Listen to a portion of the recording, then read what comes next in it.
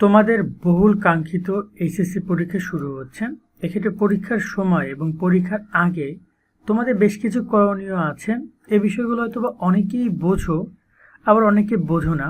আমরা আজকে টোটাল প্রায় 8টা থেকে 9টা পয়েন্ট নিয়ে কথা বলবো, যেগুলো তোমাদের পরীক্ষার আগে একদমই করা উচিত হবে না, আবার কিছু কিছু জিনিস তোমাদের করা উচিত হবে।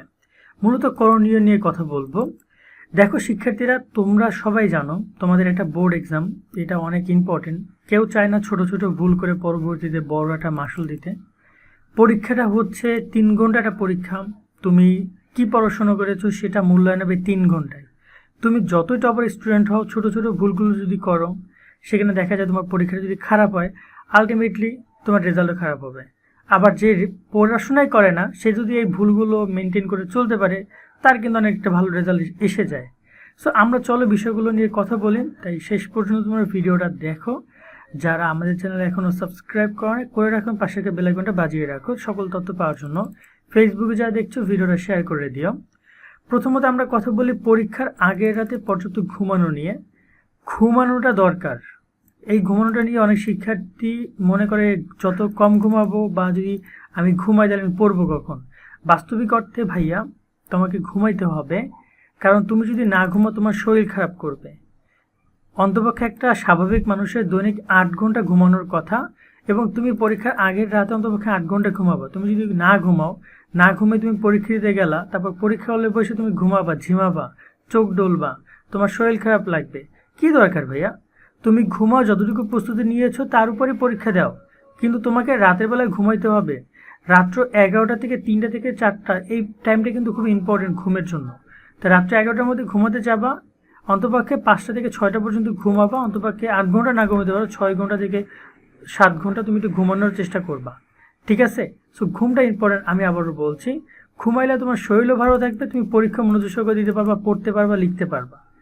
দেন একটা কথা বলে আরেকটা বিষয় নিয়ে, সেটা হচ্ছে পরীক্ষাতে যাওয়ার আগে ভারী খাবার না খাওয়া বা সঠিক সময় খাবার গ্রহণ করা। ভারী খাবার বলতে বোঝাচ্ছি, পরীক্ষাতে যাবা, মা তোমার জন্য পোলাও রান্না করবে, তোমার জন্য গরুর গোস্ত রান্না করবে, তোমার জন্য তোমার হয়তো বা যে খাবারটা খেলে হয়তো বা একটু অন্যরকম লাগে সেই রান্নাগুলো করবে। বিশেষ করে পোলাও টোলাও এইসবের কথাই বলি, যে ভারী খাবার দেখা যায় এইসব রান্না করলে হয় কি, যে তুমি যদি পেট ভরে খাও, অনেক সময় মস্তিষ্ক কিন্তু খাবার হজম করতে ব্যস্ত থাকে, যার কারণে শিক্ষার্থীর অস্বস্তি ফিল করে, পরীক্ষার দিকে ঝামেলা হয়। সো চেষ্টা করবা নর্মাল 10টা দিন যেরকম তুমি নর্মাল রুটি খেয়ে যাও বা নর্মাল ভাত খেয়ে যাও, সেরকম খেয়ে যাবে। এখানে স্পেশাল কিছু করার দরকার নেই। বাসায় বলে দিবা যে আমি পরীক্ষা দিব, পরীক্ষা দিতে দাও, আমাকে তো স্পেশাল ট্রিট দেওয়ার দরকার নেই। রেজাল্ট পাইলে আমাকে এক্সের খাওয়াও, কিন্তু আপাতত পরীক্ষার সময় আমাকে নর্মাল আমি যেভাবে খাই সেভাবে আমি খাবো, এক্সট্রা কোনো কিছু দরকার নেই। অনেকের অ্যালার্জির সমস্যা, অনেকের হয়তো বা তোমার অন্য কোনো খাবারের প্রবলেম আছে, সেগুলো দরকার নেই খাওয়ার। এই পরীক্ষার সময়, সেটা পরীক্ষার আগের দিন না, তুমি একটা জায়গায় বেড়াতে গেছো, চেষ্টা করবা যে অথবাকে তোমার রুটিনের বাইরে উল্টাপাল্টা কিছু খাবা না। খেলেই দেখবা যে তুমি অসুস্থ হয়ে পড়ছো, এবং অসুস্থ হয়ে গেলে পরবর্তীতে তোমার পরীক্ষা কিন্তু প্রভাব পড়বে। এবং সঠিক সময় খাবার গ্রহণটা ইম্পর্টেন্ট, কারণ এখানে তোমার যেহেতু পড়াশোনা, এখানে মস্তিষ্কের অনেক প্রয়োগ ঘটবে, অনেক ব্যবহার হবে। সেক্ষেত্রে সঠিক সময় খাবার গ্রহণ করলে, বা টুকটাক আশেপাশে সবসময় খাবার রাখবা। ক্ষুধা এমন করবে না যে পুরো খেয়ে ফেলবা, পেট একদম ভরা থাকবে, গলা পর্যন্ত খাবার থাকবে, তাহলে কিন্তু মস্তিষ্ক খাবার হজম করতে ব্যস্ত থাকবে। আবার এমনও করা যাবে না যে পেট একদম খালি, তুমি ক্ষুধা যন্ত্রণা ছটফট করছো। টুকটাক আশেপাশে শুকনো খাবার রাখবা। এমনি নর্মালি নিজেদের যেরকম 3 বেলা খাবার সেরকম খাবা, কিন্তু নর্মালি চেষ্টা করবে শুকনো খাবার আশেপাশে রাখার জন্য। যেন ক্ষুধা লাগলে 1 পিস খেয়ে, বা 1 পিস বিস্কিট, বা 2 মুঠ মুড়ি খেয়ে, তোমার জন্য পানি খেয়ে তোমার জন্য ক্ষুধাটা আপাতত হয়, তুমি জন্য পড়াশোনা করতে পারো। দেন আমরা কথা বলি শিক্ষার্থীদেরকে অবশ্যই ঘড়ি ব্যবহার করতে হবে, এবং পরীক্ষা কেন্দ্রে ঘড়ি নিয়ে যেতে হবে। এই ঘড়িটা অনেকেই ব্যবহার করে না। আবারও বলছি, কোনো ধরনের ডিজিটাল ঘড়ি কিন্তু না, ডিজিটাল ঘড়ি ব্যবহার করার নিয়ম নাই। তবে চেষ্টা করবা অ্যানালগ ঘড়ি যেগুলো আছে সেগুলো ব্যবহার করার। তবে যে ঘড়িগুলো তোমার হচ্ছে গিয়ে যে টাইম দেখা যায়, অর্থাৎ 6টা 30, 4টা 20 এরকম যে একদম টাইম লেখা ওঠে, সেই ঘড়িগুলো কিনে সেগুলো ব্যবহার করার জন্য। সেগুলো ব্যবহার করলে হবে কি, তোমার জন্য তোমাকে আবার ওই ঘড়ির কাঁটা যদি থাকে, কাঁটা সিস্টেম থাকে, তোমার কাঁটা সিস্টেমে আবার দেখতে হয় কাঁটা ঠিক আছে কিনা, কোন কাঁটা কোথায় আছে। এই যে এখানে প্রায় 10 সেকেন্ড 15 সেকেন্ড সময় যায়, বা অনেক সময় 30 সেকেন্ড সময় যায়, যেটা তুমি যদি টাইম ওই যে অ্যানালগ ঘড়িগুলো ব্যবহার করো, যে ঘড়িগুলো টাইম ওঠে ডাইরেক্টলি, সেখানে কিন্তু সমস্যা হয় না। এবং পরীক্ষা কেন্দ্রে ঘড়ি নিয়ে যেতে হবে। দেখো পরীক্ষা কেন্দ্রে সবচেয়ে গুরুত্বপূর্ণ বিষয় হচ্ছে টাইম ম্যানেজমেন্ট। তুমি একটা সৃজনশীল লেখার জন্য 25 মিনিট, 22 মিনিট, 30 মিনিট সময় পাবা।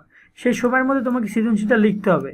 এখন তুমি কোনো একটা সৃজনশীল লেখার জন্য যদি 40 মিনিট সময় দাও, তাহলে অন্য একটা সৃজনশীল তুমি কীভাবে 10 মিনিট বা 15 মিনিটের মধ্যে লিখবা? সো এই জায়গায় কিন্তু তোমাকে এই টাইম দেখে দেখে তোমাকে লিখতে হবে। কেমন? তোমাকে 7টা সৃজনশীল লিখে আসতে হবে বা সায়েন্সের শিক্ষার্থীদের 5টায় লিখে আসতে হবে। তো তার জন্য টাইমটা ম্যানেজমেন্ট তোমাকে শিখতে হবে, যেটা ঘড়ি তোমাকে অনেক হেল্প করবে। যাই তুমি কি করবা, তোমার সবসময়ের জন্য বাম হাতে ঘড়িটা তুমি পড়বা, এবং যদি বাম হাতে ঘড়ি পড়তে না পারো তাহলে সামনে টেবিলের একদম কোনায় ঘড়িটা রাখবো, যেন তোমার চোখ পড়ে ঘড়িতে, তুমি দেখতে পারো অল টাইম। দেন আমরা কথা বলি ক্যালকুলেটর, কলম, পেন্সিল, রাবার, স্কেল ফাইলে গুছিয়ে রাখা।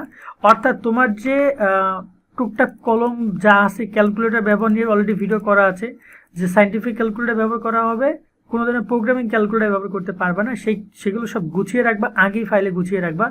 আর ফাইল অবশ্যই যে তোমার মানে ট্রান্সপোর্টের যে ফাইলগুলো আছে, যেগুলো দেখা যায় এপাশ থেকে ওপাশ, সাদা ফাইলগুলো, সেগুলো ব্যবহার করবা, তাহলে কোনো ঝামেলা হবে না। কারণ অনেক সময় পরীক্ষা কেন্দ্রে স্যারেরা বলে দেয় যে তোমরা কোনো কালার ফাইল নিয়ে যেতে পারবে না, তখন ফাইল নিয়ে পড়বা ঝামেলায়। সো চেষ্টা করবা যে ফাইলটা এপাশ থেকে ওপাশ দেখা যায় সেগুলো ব্যবহার করার। আর অনেকেই আবার কই যে এডমিট কার্ড, রেজিস্ট্রেশন কার্ড কিন্তু গুছিয়ে রাখবা, আবার ওইগুলো আবার কোনো কিছু লিখে নিয়ে যায় না পেন্সিলে করে, ঠিক আছে? এরপরে পরীক্ষা কেন্দ্রে সঠিক সময় প্রবেশ করা। দেখো পরীক্ষার সময় পরীক্ষা কেন্দ্রে প্রবেশ করার টাইম দিয়েছে তারা 9টা 30। শিক্ষামন্ত্রী গত কয়েকদিন আগে যে লাইভ করেছিল সেখানে তিনি বলেছেন যে 9টা 30-এর মধ্যে যদি পরীক্ষার্থীরা পরীক্ষা কেন্দ্রে প্রবেশ না করে তাহলে তাদেরকে আর প্রবেশ করতে দেওয়া হবে না। এক্ষেত্রে সর্বোচ্চ 10টা 30 পর্যন্ত পরীক্ষা কেন্দ্রে প্রবেশ করতে দিবে, এবং শর্ত হচ্ছে তুমি কেন দেরি করেছো এবং দেরি করার কারণ, তোমার পরীক্ষার তোমার রোল নাম্বার, রেজিস্ট্রেশন নম্বর, তোমার শিক্ষা প্রতিষ্ঠানের নাম সবকিছু তারা লিখে রাখবে, যেটা তোমার জন্য একটা হয়রানি। তো চেষ্টা করবে পরীক্ষা কেন্দ্রে 9টা 30-এর আগে, কেন 9টার সময় যাই বসে থাকা, কারণ এটা তুমি একটা কী হবে, তুমি ওই পরিবেশটা বুঝবা। কারণ তুমি হুট করে যাই যদি তুমি এমসিকিউ ওএমআর টোএমআর দাগাই ফেলো, তখন তোমার জন্য একটু কষ্টকর হয়ে যাবে। পরীক্ষাটা তোমার মাথার মধ্যে একটু হলেও বলতে পারো যে কনফিডেন্স লো হতে পারে। তো চেষ্টা করবা আগে গিয়ে বসে থাকার, পরিবেশটা বোঝার, দেন সময় মতো পরীক্ষা দেওয়ার। কেমন? দেন আমরা কথা বলি আরেকটা বিষয় নিয়ে, সেটা হচ্ছে ওএমআর ফর্ম নিয়ে। ওএমআর ফর্ম পূরণ করার নিয়ে অলরেডি একটা ভিডিও করা আছে, সেটা দেখে নিও। ওএমআর শিট সঠিকভাবে পূরণ করতে হবে। বড় ধরনের সমস্যা তৈরি হবে যদি ভুল হয় তাহলে বড় ধরনের সমস্যা তৈরি হবে, কারণ একটা ভুল, রেজিস্ট্রেশন নাম্বার, রোল নাম্বার যদি ভরাট করতে ভুল হয়, ফেল চলে আসবে।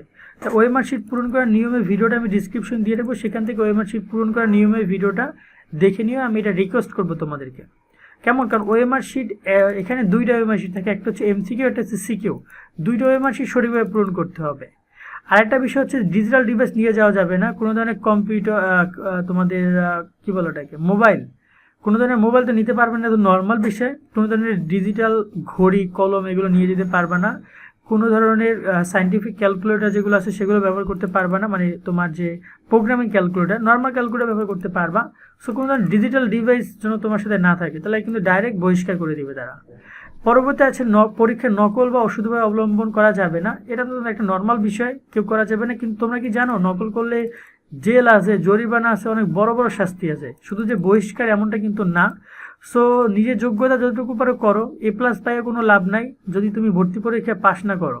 সো আমার অনেক শিক্ষার্থী বন্ধু বান্ধব আছে, বা আমি অনেক দেখেছি যে A+ পেয়েছে কিন্তু পরে কোনো বিশ্ববিদ্যালয়ে চান্স পায় না।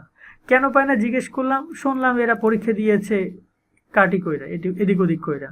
সো ওক্ষেত্রে বিশ্ববিদ্যালয়ে তার এত সুযোগ হবে না। সো নিজের যোগ্যতা যতটুকু পারো ততটুকু দেয়, এটা ইমানদার বলা যায় বা এটা হালাল বলা যায়। তুমি যদি এই অশুদ্ধভাবে অবলম্বন করে তুমি যদি A+ পাও, বোর্ডে টপও করো, সেটা অলমোস্ট হারাম।